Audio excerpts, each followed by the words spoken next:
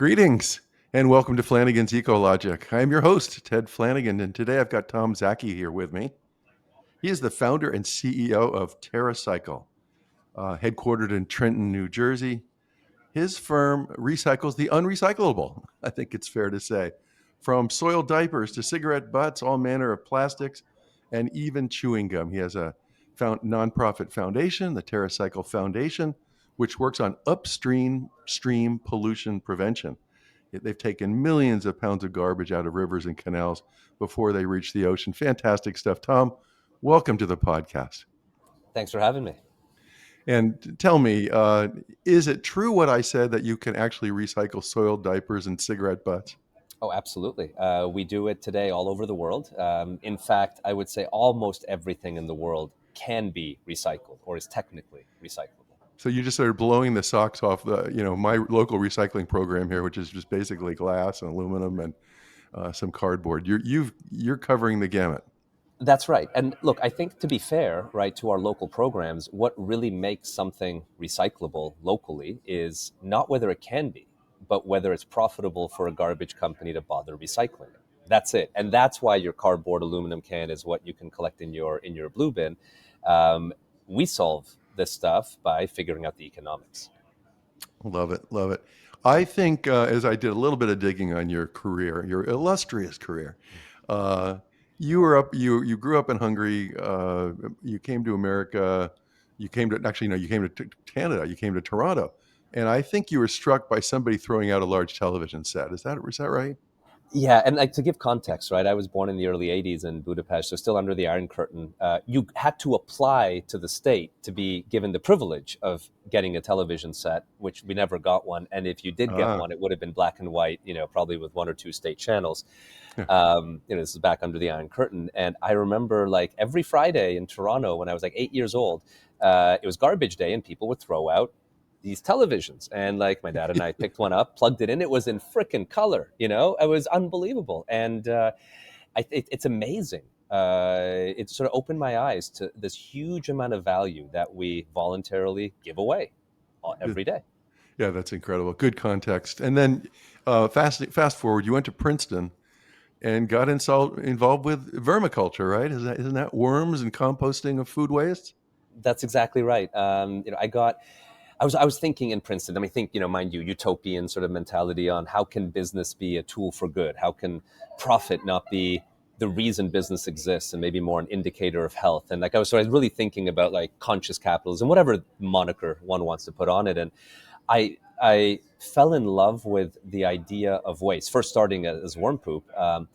Because it's a big issue, right? It But is. it's filled with all these crazy anomalies, like things that don't make sense. And that to me is really interesting to use business as a tool to play with. So examples would be, garbage is the only material that has negative demand. Economic textbooks don't even explore the concept of negative demand. Huh. But waste in some ways can be legally defined, like in Japan, that it's something you are willing to pay to get rid of. Right. Yeah.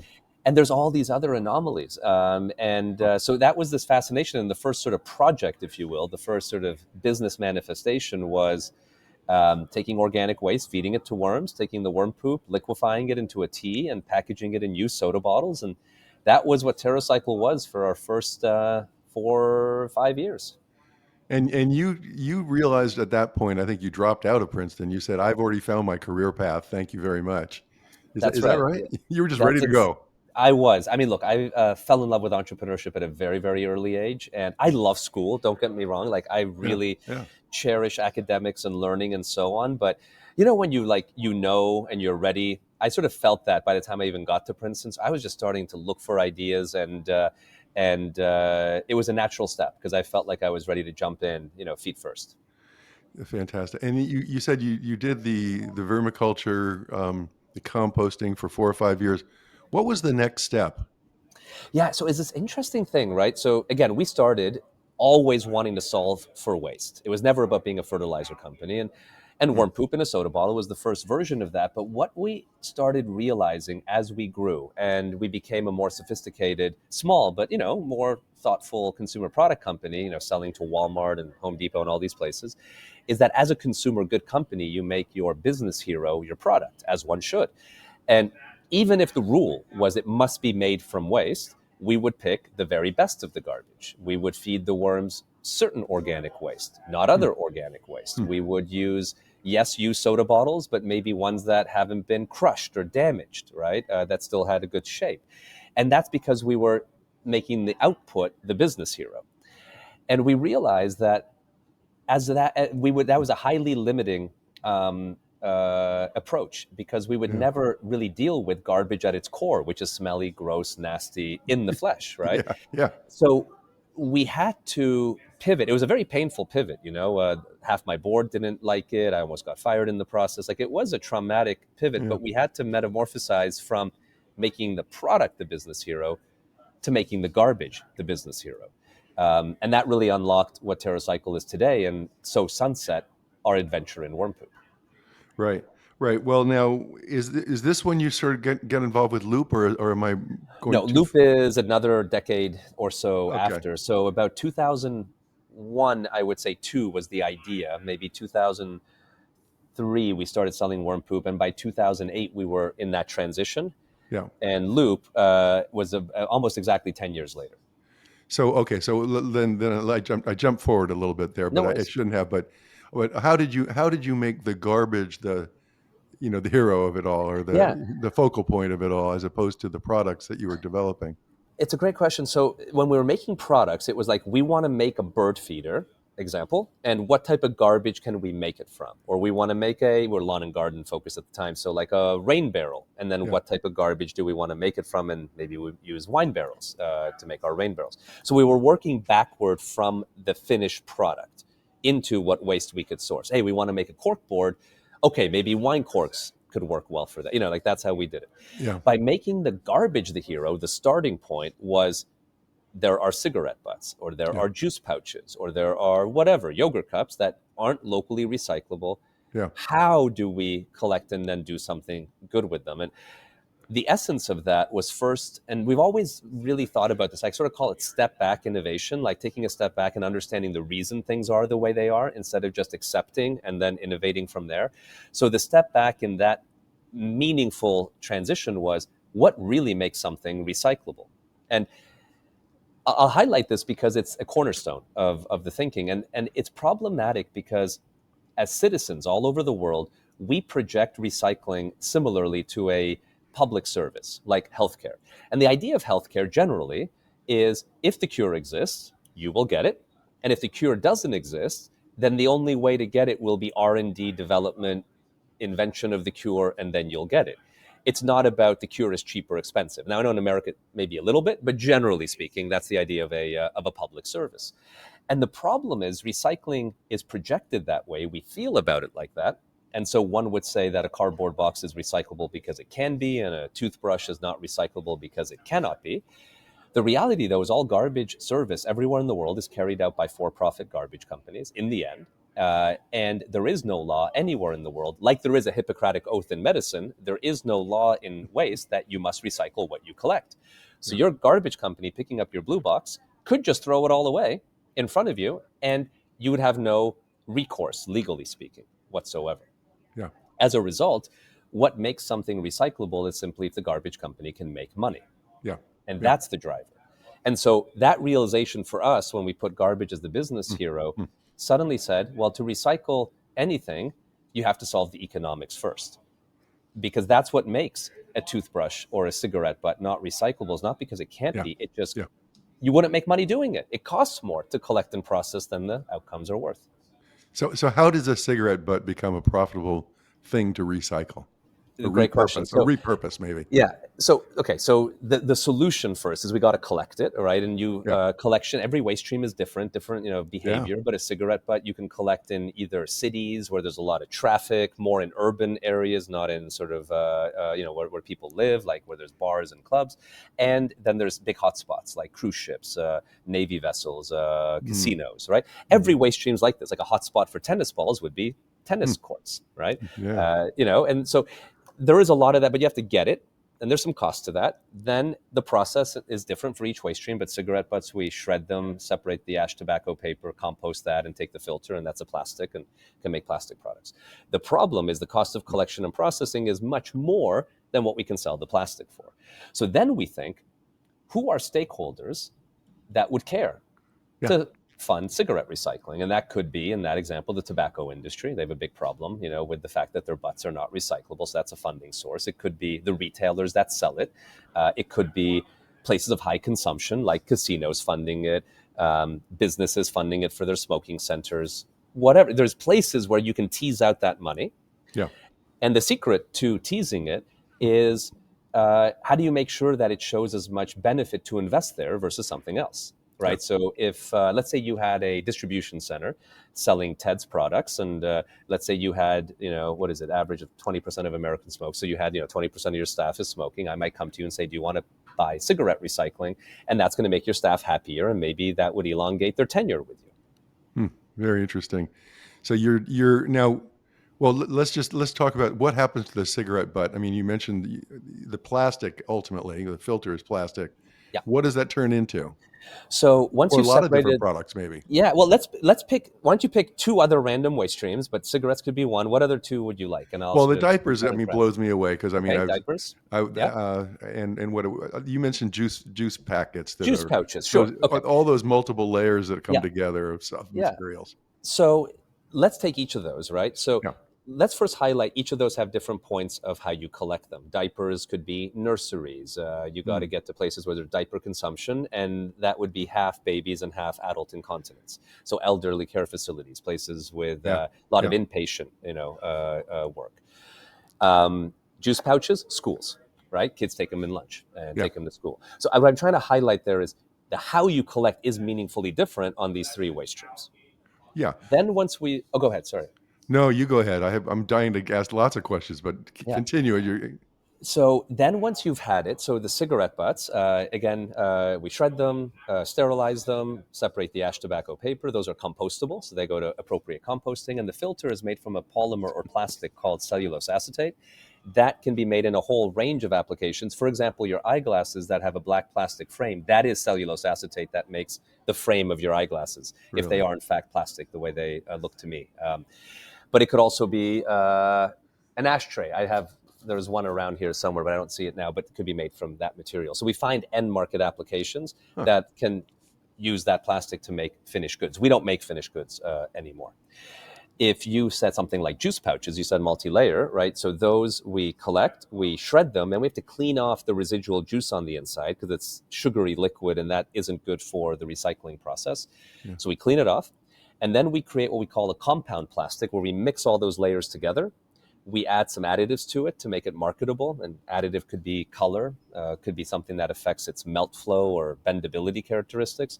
And then we find places that use plastics that need that specification, and we swap out them using virgin plastic with juice pouch plastic. Could be automotive parts, drainage parts for home construction, and so on. And dirty diapers, those have to go through a sterilization step because of the biomaterial in them. Yeah. And then from there, you just shred and separate all the components. You have a cellulosic material, that's the fluffy stuff. You have a crystal inside called SAP, or superabsorbent polymer, that absorbs the urine so it doesn't leak through. Then the shell is made from polypropylene, which is a type of plastic. And you can get all that out, separate it, and find end markets for it.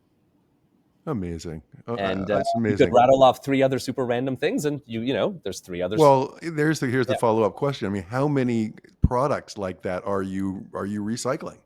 I think we do about 400 unique waste streams at the moment. 400. And that may seem very complex, right? But the trick to it is you got to collect it. And the real difference with a waste stream is where do you get collection to occur? If it's pet food bags, maybe it's animal shelters, veterinarian locations. If it's eyeglasses, contact lenses, it's optometrists, right? It's thinking that through, but it's a pretty reasonable thought process. Then we have to sort it. That's a lot of, very similar on each waste stream, just sorting different waste. And then we have to effectively take it all apart and reconstitute the raw materials. That's the proverbial recycling process. Yeah. So in your career, what would you say is the most challenging material that you've recycled, or challenging product or It's, waste that you've recycled? it's so there's multiple ways to answer this, right? So I'll give it to you in a few cuts because to me, what gets me the most exciting are the things that are perceived as the most out there. Like, oh my Yeah, God, I can't. Like you mentioned diapers, right? I That hit a did. nerve. But Oh yeah, maybe you would have said that for, I don't know, feminine hygiene products or um, uh, things like cigarette butts, chewing gum. Just taboo-y things. Those are great because they get big excitement. When you can show solutions.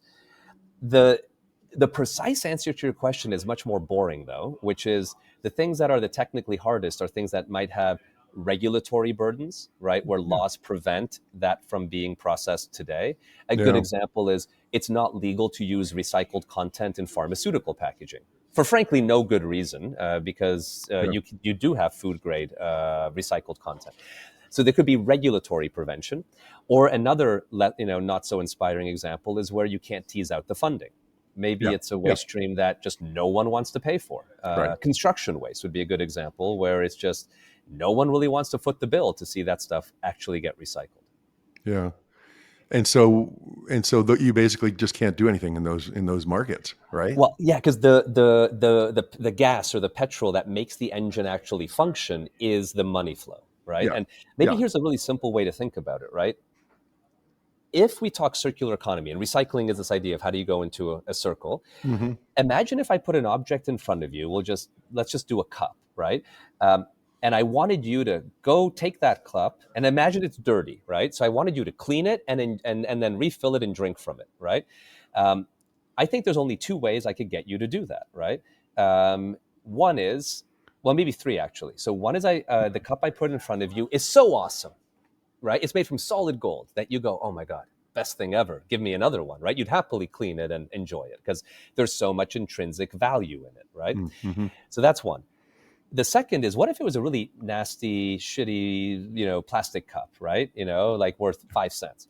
I think the only way I could get you to then, the second way I could get you to do it is pay you and say, what would it take for me to fund you doing it? And I'm sure at some number you'll say, yeah, okay, if you pay me $20 or $100, I will clean it and enjoy drinking from it. So that's the financing, the solution. And the third could be if a law forced you and said you legally must and you have no choice. That would be the regulated path. But net, it is a voluntary system. So take regulations away. The first two solutions, either the money has to be in the object or it has to be given to make it go circular. Yeah, yeah.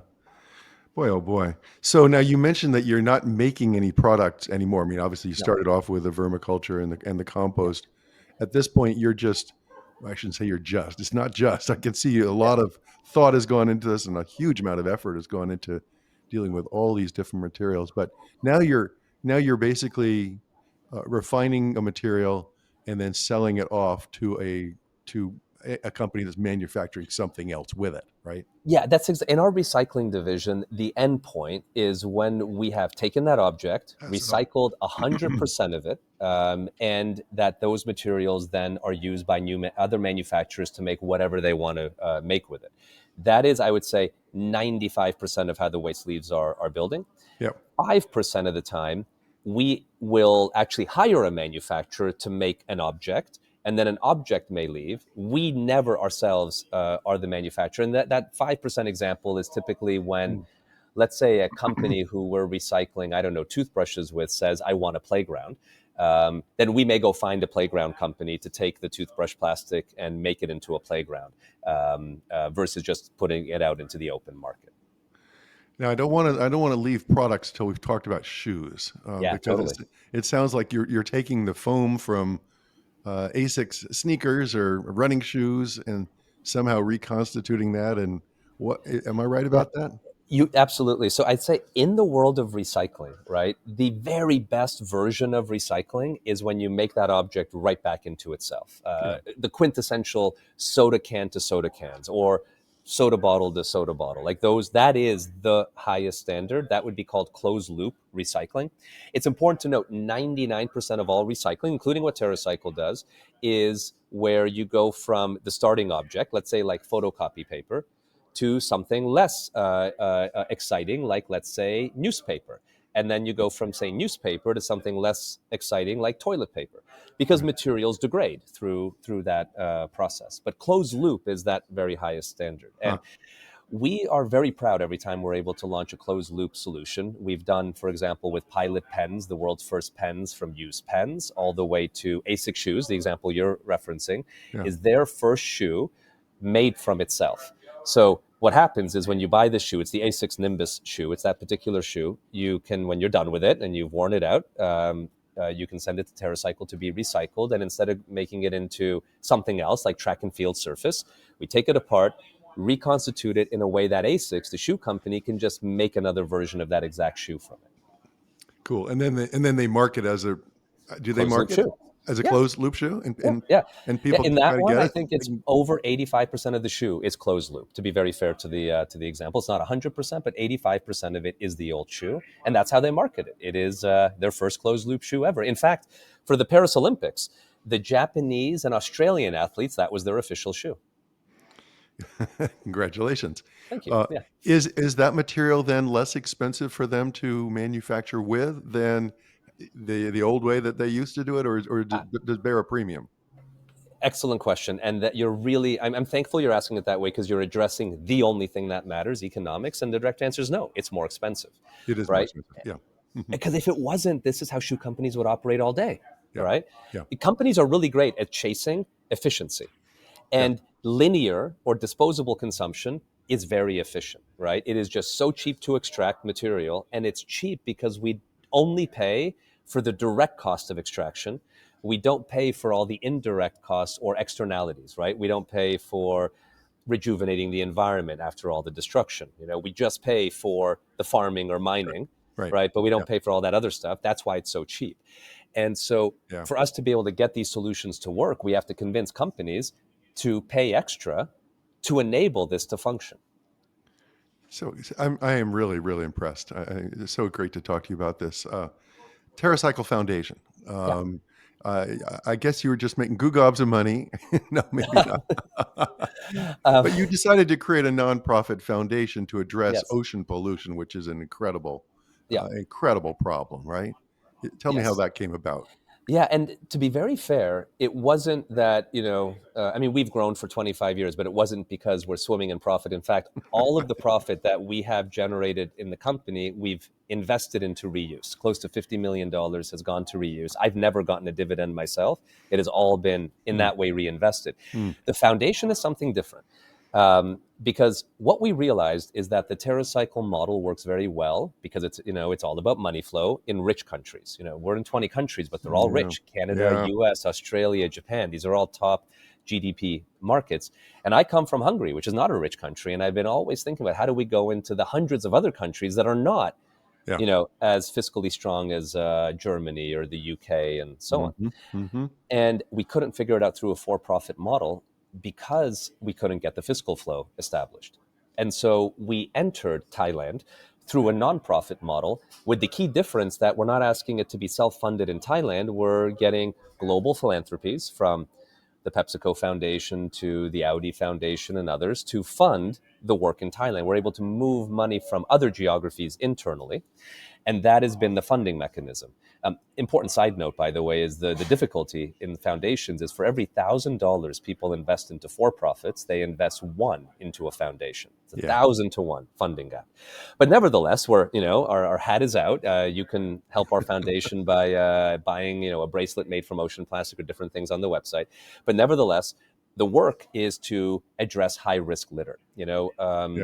A lot of litter occurs in emerging markets, not because people don't care. It's not even close to true. It is that there's just not the infrastructure to have waste management. The roads can't handle garbage trucks. There is no investment in the garbage trucks. And so people litter because they have no choice. Rainy season comes, goes into the canals.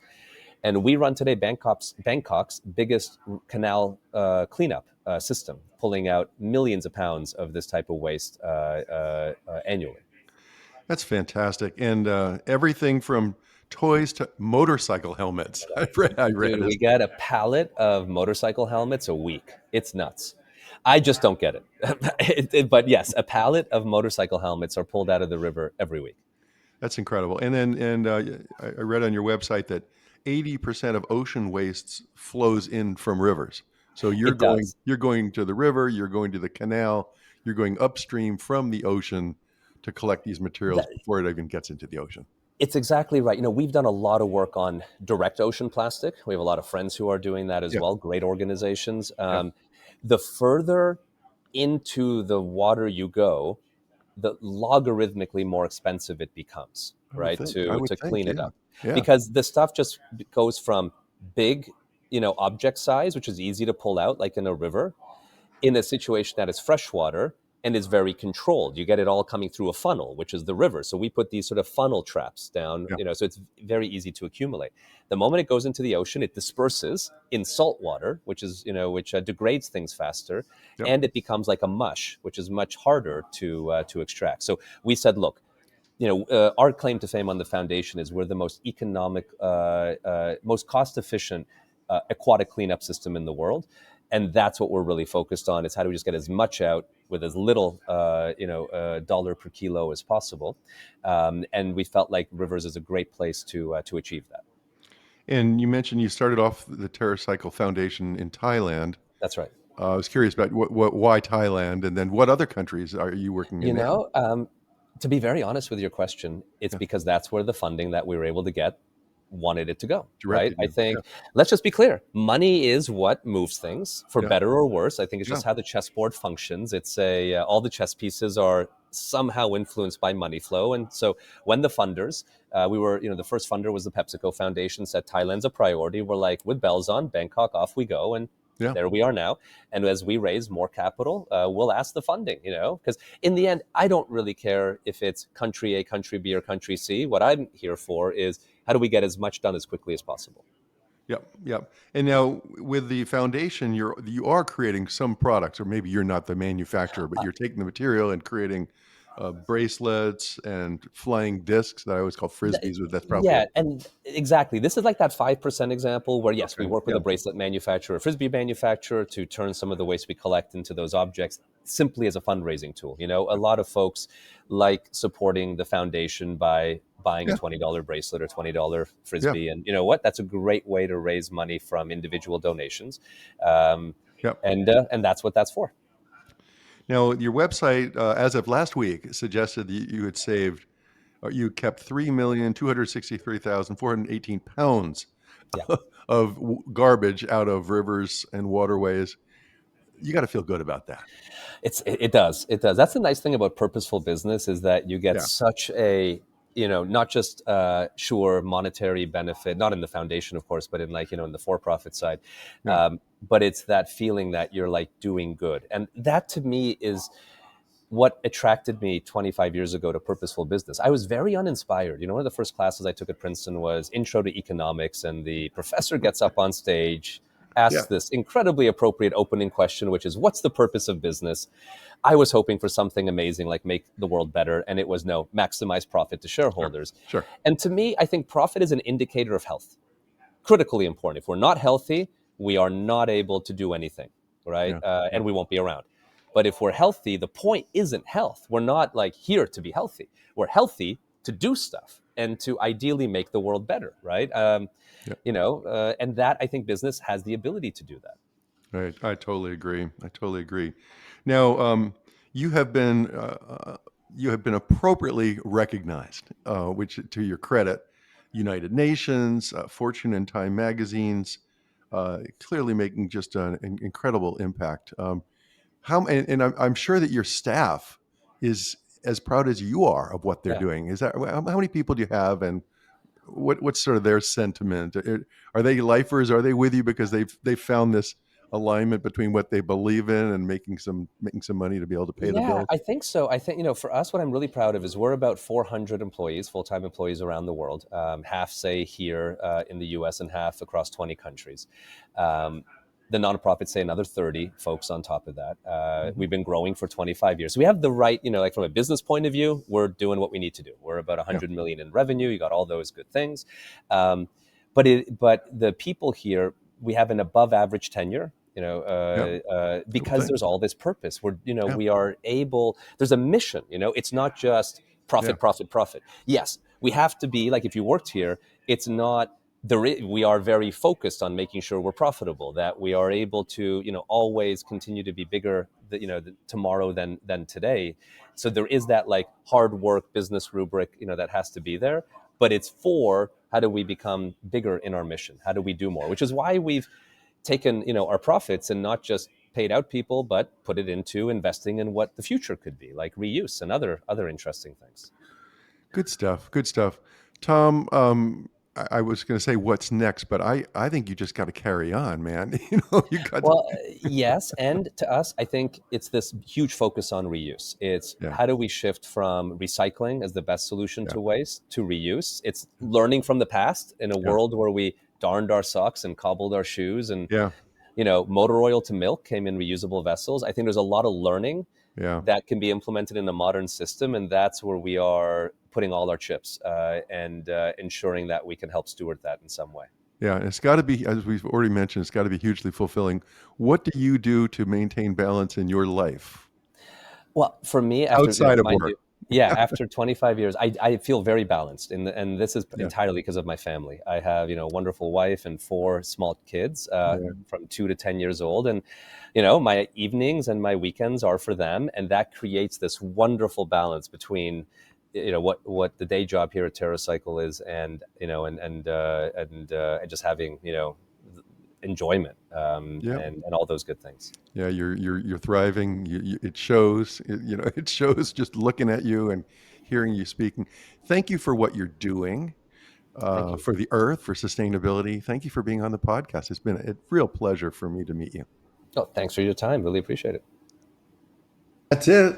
Thanks for listening to Flanagan's Ecologic. We'll see you next time.